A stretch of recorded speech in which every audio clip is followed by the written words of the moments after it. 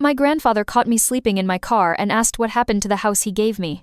On the Sunday after Thanksgiving, my 9-year-old cousin crawled into the backseat of my car looking for her lost glove, and instead pulled out a crumpled letter.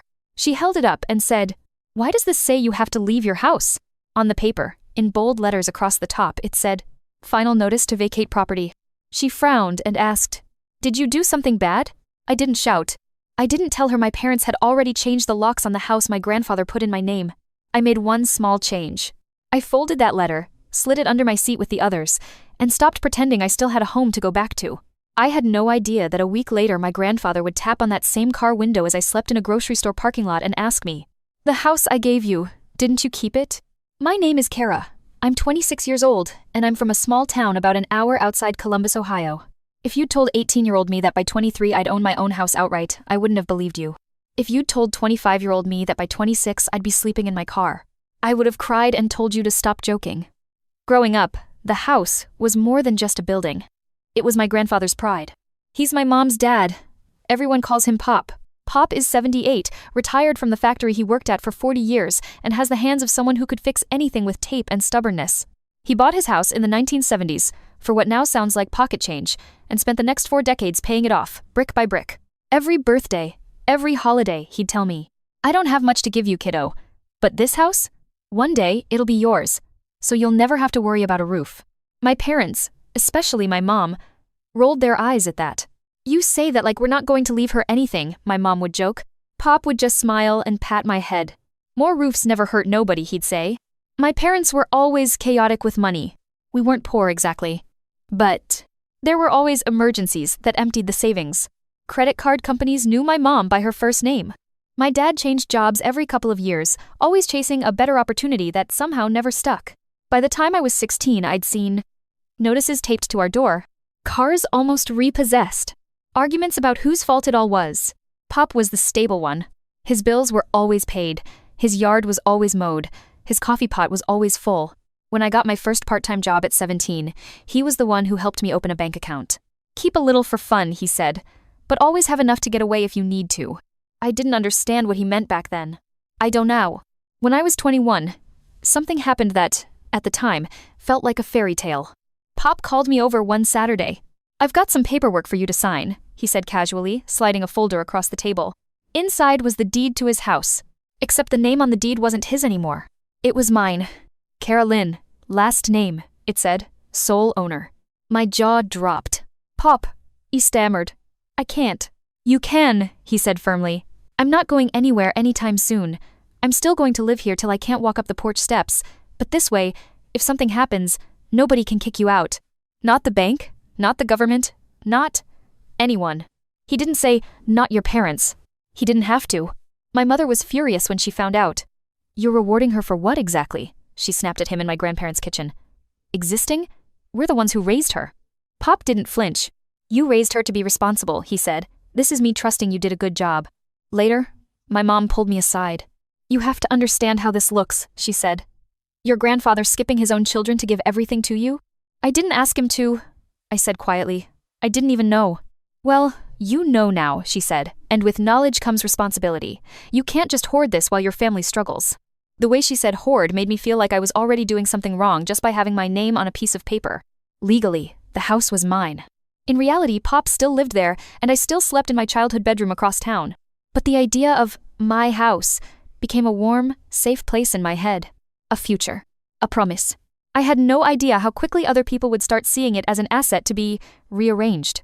For 2 years after Pop signed the house over, nothing really changed on the surface. Pop still lived there. I still bounced between classes, part-time work, and my parents' house. My parents still fought about money. But under it all, there was a tension. Every time money came up, my mom would glance at me and say something like, "Must be nice to have a whole house in your back pocket." My dad would joke, "You know, back in my day, kids helped their parents with the mortgage, not the other way around." I'd smile weakly and say, "Pop still lives there. It's his home." What I didn't know then was that they weren't just complaining to me. They were complaining to Pop, too. I found that out later from him. "You know how your mom is," he told me, telling me I made things harder for them by giving you the house. I told her it was my choice, but she doesn't like choices that aren't hers. The pressure ramped up the year I turned 23. I just finished my associate's degree and landed a full-time job at a local insurance office. It wasn't glamorous, but it was steady. One night, my parents sat me down at the kitchen table. Instant anxiety. My mom only used the serious talk tone for big topics, money, shame, or both. "We've been thinking," my mom said. "It's time you start using the blessings you've been given for the good of the family." Translation: they wanted something. "What do you mean?" I asked cautiously. "The house," my dad said, like it was obvious. "It's sitting there, fully paid off. Meanwhile, we're drowning in rent and bills. It doesn't make sense." "Pop lives there," I said. "It's not just empty." "Yes, and he's getting older," my mom said. "Soon he won't be able to take care of a whole house. What happens then? You're going to be responsible. That's a lot for one girl." I stayed quiet, sensing the setup. "What if we came up with a plan that helps everyone?" my dad continued. "We put our names on the house with you, refinance it, pull out some equity. We get out of this never-ending rent trap. Pop still lives there as long as he wants, and you get help managing everything. Win-win-win." My stomach nodded. "It's already paid off," I said. "Why would we take on debt again?" "To make the asset work for the family," my mom said, as if I were being dense. "You're thinking like a child hoarding a toy.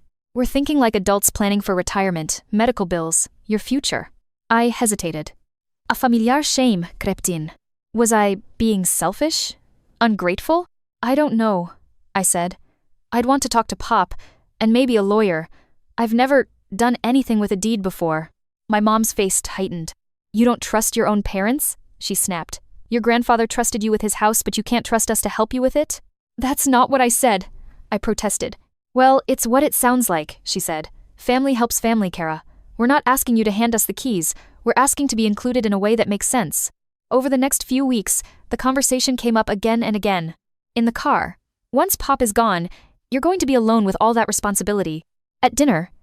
"If we had that house in our names, we could finally stop worrying about rent." Via text. "Mom, you know other kids your age help their parents with property stuff. Just saying." Me. "I'm not saying no. I just want to make sure it's done right." Mom. "So little trust in the people who raised you. That hurts." At the same time, she was feeding Pop a different version. "She doesn't know what she's doing," she told him. "We just want to help her manage it so she doesn't get taken advantage of."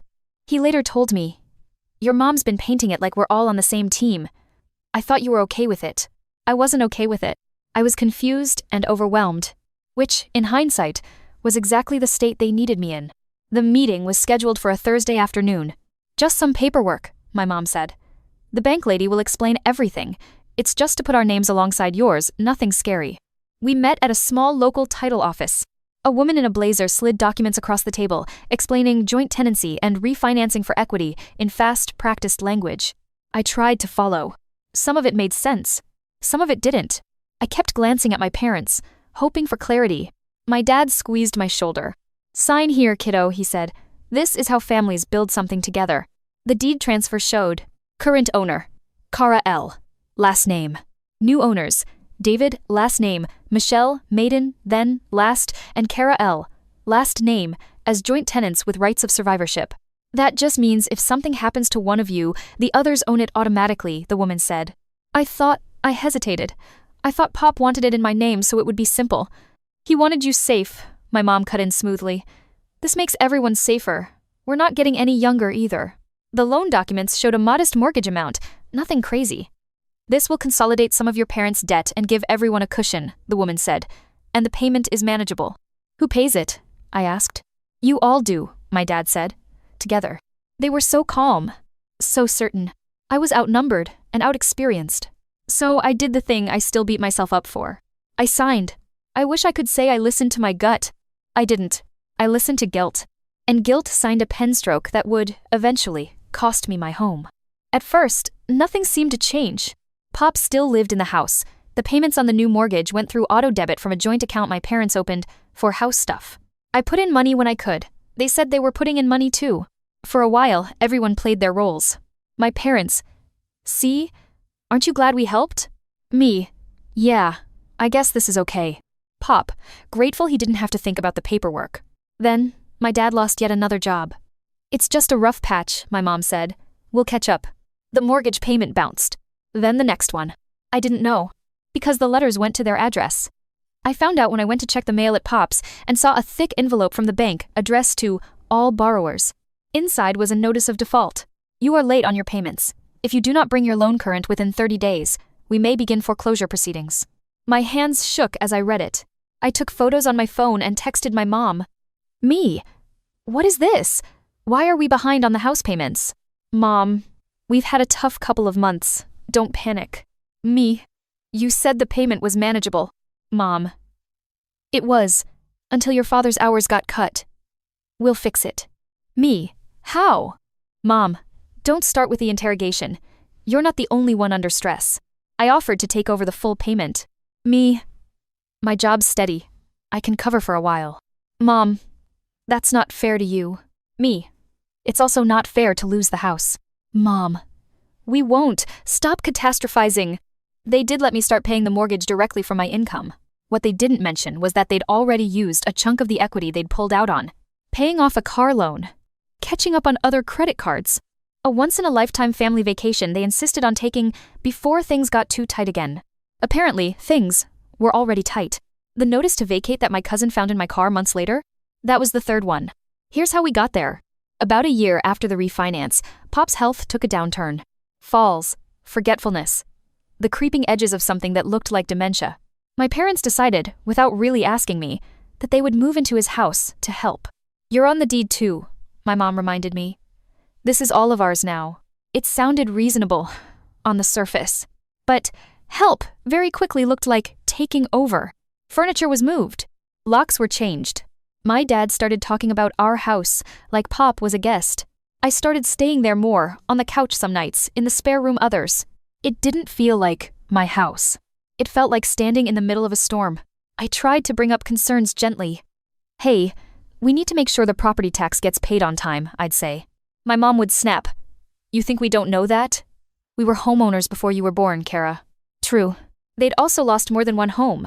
But somehow, pointing that out didn't seem wise.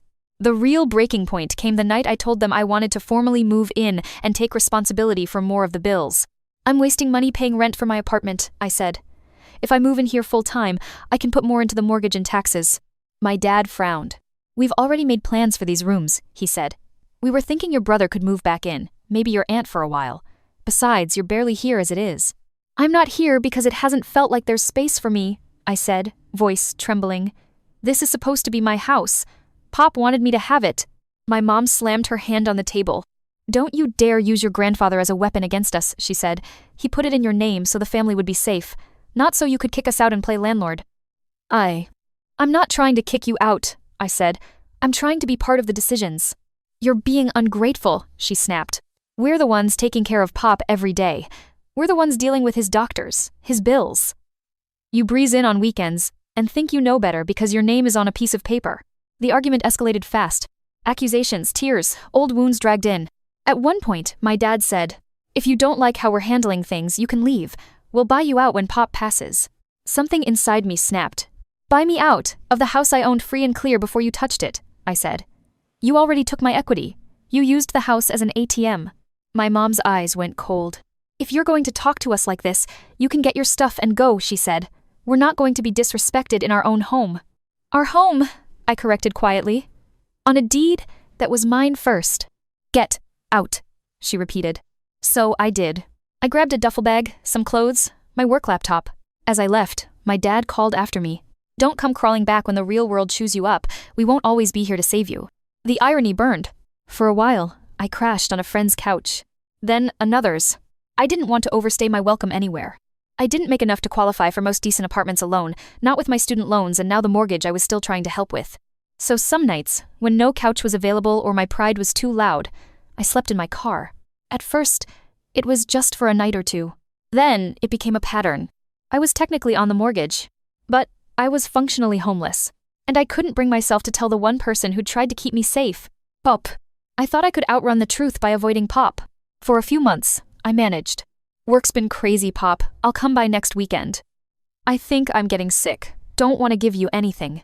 I'm staying over at a friend's closer to the office to save gas. He didn't push too hard. He trusted me. That made it worse. The night he found me, I'd parked in the far corner of a 24-hour grocery store lot, under a flickering light that kind of worked. Cold air fogged up the windows. I'd curled up in the backseat with 2 hoodies and a blanket, my duffel bag as a makeshift pillow. I hadn't meant to fall asleep. I just Closed my eyes for a minute. Knock, knock. I jolted awake, heart pounding. For a second. Disoriented. I thought it was security. Then I heard his voice. Kiddo? Pop. He was peering through the glass, eyebrows knitted with worry. I scrambled up, wiping my face, unlocking the door with shaking fingers. Pop, what are you doing here? I croaked. He ignored the question. What are you doing here? He shot back. In your car? At midnight? I was just resting. I lied weakly. Long day. Didn't feel like driving all the way back to my friend's place. He looked at the blanket, the duffel, the crumpled fast food bags in the footwell. His eyes narrowed. Get out of the car, he said quietly. When Pop uses that tone, you don't argue. I stepped out, shivering in the cold. He looked smaller than I remembered. He'd lost weight. His winter coat hung a little too big on him. But his gaze was as sharp as ever. How long have you been sleeping in here? He asked. Not all the time. I hedged. Just some nights. Why? He pressed. I swallowed. My throat felt tight. It's complicated, I said. He shook his head. The truth usually isn't, he said. Why are you in this parking lot instead of in the house I put in your name? There it was. The question I'd been avoiding. I stared at the asphalt. It's not really my house anymore, I said, voice barely above a whisper. Silence. Then, very quietly, what did they do? The fact that he said they and not you snapped something in me. Tears I'd been holding back for months spilled over. I messed up, I choked out. I let them put their names on the deed. Refinance. They said it was to help with bills. Then they moved in, changed the locks, told me it was their house too. When I argued, they told me to leave. I laughed weakly, the sound bitter. And I was stupid enough to go. Pop closed his eyes for a moment. When he opened them, they were wet. I gave you that house so you'd never be at somebody else's mercy, he said, and they turned it into a leash. I didn't want to bother you, I said. You've got enough going on. I thought I could fix it quietly. He snorted. By freezing yourself in this tin can, he said. Great plan, kiddo. He sighed, the sound heavy. Get in the truck, he said. You're coming with me. Pop, I can't.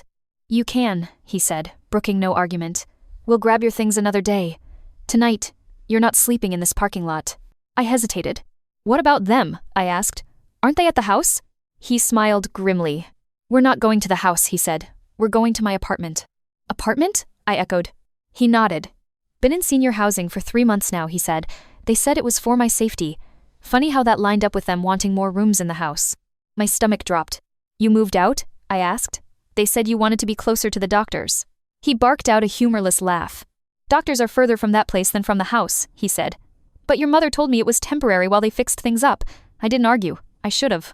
We drove in silence. His apartment complex was a low brick building with a faded sign that said, Maple Grove Senior Living. Inside, it was small but tidy. 1 bedroom. A little kitchen. A worn armchair facing a TV. Sit, he said, gesturing to the couch. I sat. He went to a drawer, pulled out a thick beat-up folder, and dropped it on the coffee table.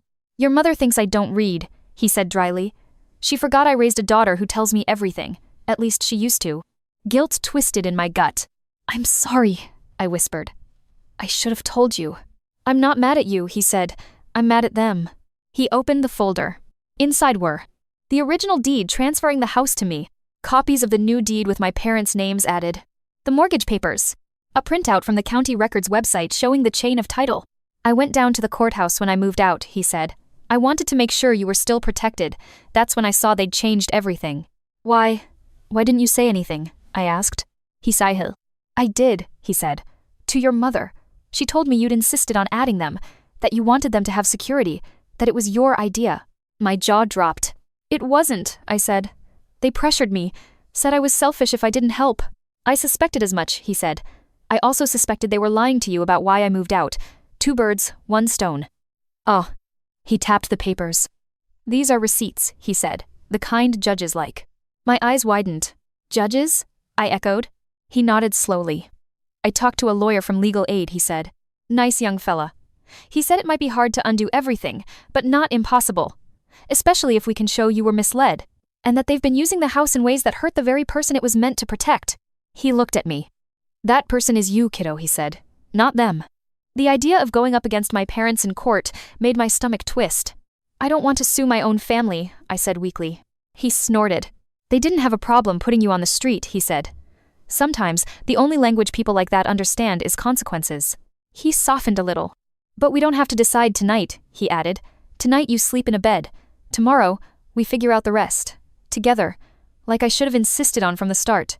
I felt a lump in my throat. Why did you trust them? I blurted, then immediately regretted it. He shrugged. They're my kids, he said. You always want to believe your kids will do right by each other. I forgot that you can love someone and still be wrong about what they're capable of. He gave me a long look. Don't make that mistake with me, he said. Don't protect me from the truth because you're afraid I'll be hurt. I'm already hurt. Let me help you fix what I can while I'm still here. For the first time in a long time, I let myself lean into someone else's strength. I slept in his spare room that night, on a twin bed with a floral comforter. A little too short, but miles better than the backseat of my car. The next morning, we started making calls. The thing no one tells you about taking legal action against family is that it's less like a movie courtroom drama and more like a slow, exhausting paperwork marathon. Pop's lawyer, the legal aid guy, walked us through our options. Legally, he said, you did sign the documents. That makes it tricky, but there are factors in your favor. He listed them. The original intent of the gift, protecting me from housing insecurity. My parents' financial history of mismanaging homes. The timeline of the refinance and how quickly they'd use the equity. The fact that both Pop and I were told different stories about why the changes were made. Courts don't like seeing someone pushed into debt on a previously paid-off property, he said, especially when that debt didn't benefit them proportionally. He suggested 2 parallel paths. A civil action to try to unwind or restructure the property arrangement. A conversation, backed by the threat of that action, to see if my parents would voluntarily sign over their interest. Pop preferred door 2. I'd rather they choose to do the right thing than be forced, he said. Even if my faith in that is pretty low. The conversation happened at his old house. He insisted on that. If we're going to talk about who this place belongs to, we do it here, he said. Walking up the familiar path, my chest tight, I felt like I was heading into a final exam I hadn't studied enough for. My parents were waiting in the living room. My mom's arms were crossed. My dad's jaw was set. Pop didn't waste time. I saw Kara sleeping in her car, he said bluntly. In a grocery store lot. While this house, the one I busted my back to pay off and gave to her, has 3 spare bedrooms. My mom flushed. She's being dramatic, she said. She has friends. She chose to leave. She chose to leave because you told her to. Pop shot back. You can argue about tone. You can't argue about the words you said. She disrespected us in our own home, my dad muttered. Our home, Pop corrected.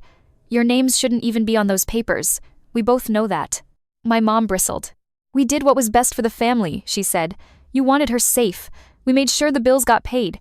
You think she could have handled all that on her own at 21? I spoke up for the first time.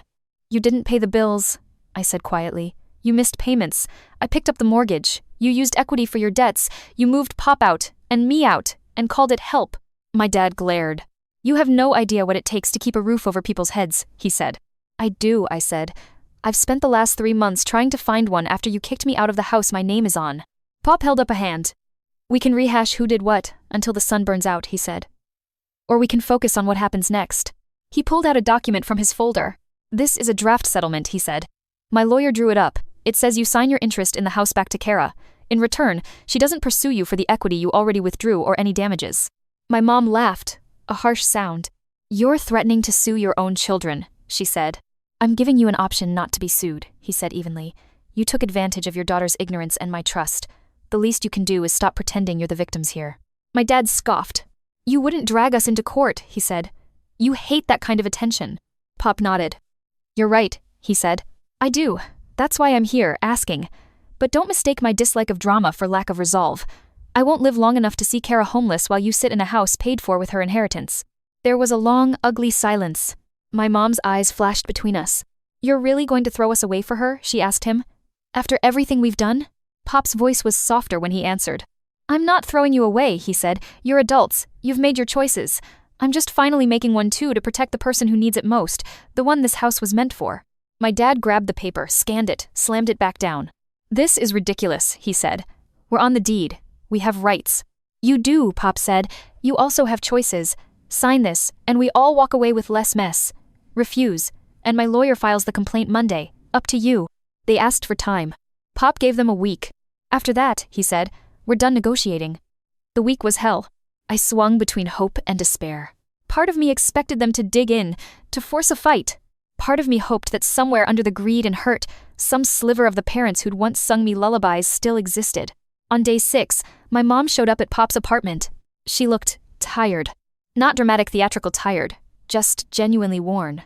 She sat at the table, hands wrapped around a mug she didn't drink from. "We talked to a lawyer," she said without preamble. My chest tightened. "And?" I asked. "He said your case is stronger than we'd like," she said with a bitter smile. Said a judge might not undo everything, but he could make our lives very complicated. Freeze accounts, force sales, public records. We'd hate that. That's the part you'd hate, I thought, but didn't say. She took a breath. "We'll sign," she said, "under one condition." My stomach dropped. "No more conditions," I said quietly. "You've been making conditions my whole life." She flinched. "This isn't about money," she said. "It's about access. If we sign this, and you get the house back, promise to you like always. I don't want you to feel like you owe us anything. Not visits, not updates, nothing." Tears pricked my eyes. "That's not a condition," I said. "That's how boundaries work." She looked older than I'd ever seen her. "For what it's worth," she said, "I didn't plan to hurt you like this. We told ourselves we were fixing things, using what we had, that you were young, you'd understand later." I swallowed. "I think I do understand," I said. "I understand that you see me as part of your toolbox, and I can't be that anymore." She nodded slowly. "I don't know how to have a daughter who isn't a reflection of me," she admitted. "Maybe it's better if, for a while, I don't have one at all." It was a cruel thing to say. It was also, in a twisted way, honest. A week later, the papers were signed. The house was back in my sole name. The mortgage remained, but Pop's lawyer helped me refinance it in my own name with a better rate, using my steady job and credit. "It's more debt than I wanted for you," Pop said, "but it's a start, and this time no one else gets to touch it without your say, so." I moved in slowly. Box by box, room by room. The house didn't feel like home at first. It felt haunted. By arguments, by what-ifs, by the ghost of the family I'd hoped to have under its roof. But over time, with new paint, new locks, and new routines, it started to feel like mine again. As for my parents, we're low contact.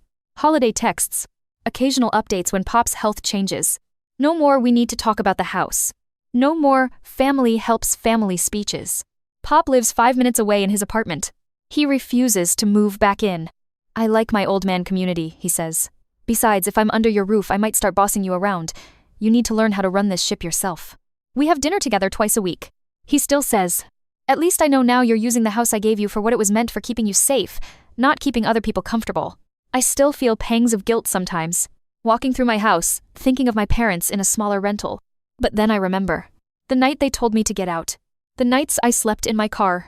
The look on Pop's face when he found me there. Guilt is not the same as obligation.